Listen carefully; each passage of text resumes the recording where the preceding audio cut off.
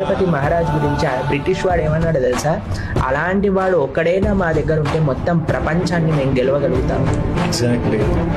ఔరంగజేబ్ లాంటి దుష్టుడు కూడా అన్నారట, ప్రార్థన చేస్తూ ఏమంటారు వాళ్ళని, హెవెన్ డోర్స్ ఈయన కోసం ఓపెన్ చేసి పెట్టండి, ఎందుకంటే ప్రపంచంలో అన్నిటికంటే వీర యోధుడు మరణించబోతున్నారు.